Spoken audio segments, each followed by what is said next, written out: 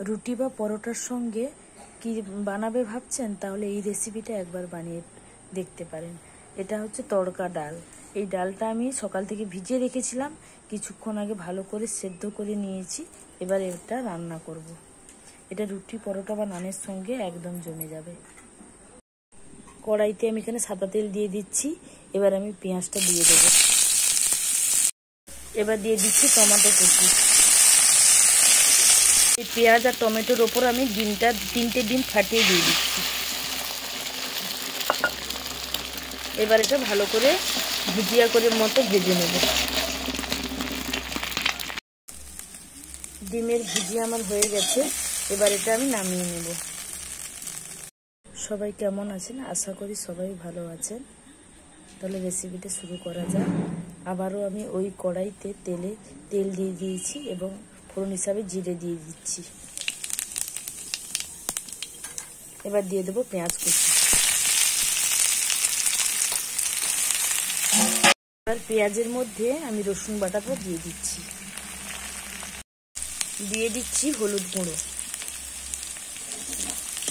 পরিমাণ মতো হলুদ গুঁড়ো দিয়ে দিয়েছি। এবার দিয়ে দেবো লঙ্কার গুঁড়ো।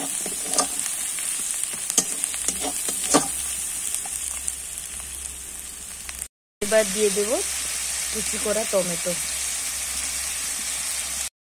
দিয়ে দিচ্ছি আদা বাটা। দেখো মশলাটা কষানো হয়ে গেছে, তেল ছেড়ে দিয়েছে।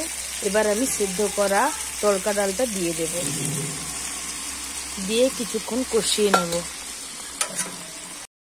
একটুক্ষণ কষিয়ে আমি জল দিয়ে দিয়েছি। এবার দিয়ে দেবো কয়েক দানা চিনি।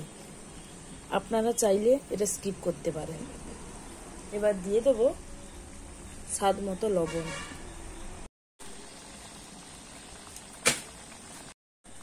তড়কাটা কিছুটা ফুটে এসছে। এবার এর মধ্যে আমি ডিমের ভুজিয়াটা দিয়ে দেবো।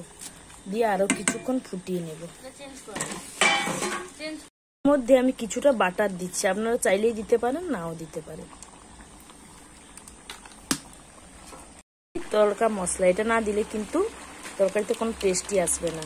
বাজারে কিনতে পাওয়া যায়, এটা অবশ্যই কিন্তু দিতেই হবে।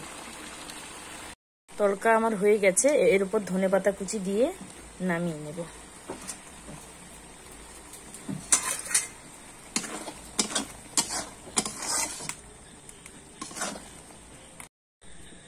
দেখো তড়কা আমার একদম রেডি। পুরো হোটেলের মতো খেতেই লাগবে। আমার বাড়িতে আর পরেটার সঙ্গে এটা সার্ভ করা হবে। এবারে যদি আমার রান্নার ভিডিওটা কারো ভালো লেগে থাকে তাহলে লাইক, কমেন্ট, শেয়ার অবশ্যই করবেন এবং ফলো করে পাশে থাকবেন এবং চ্যানেলটা অবশ্যই সাবস্ক্রাইব করে দেবেন। টাটা সবাইকে।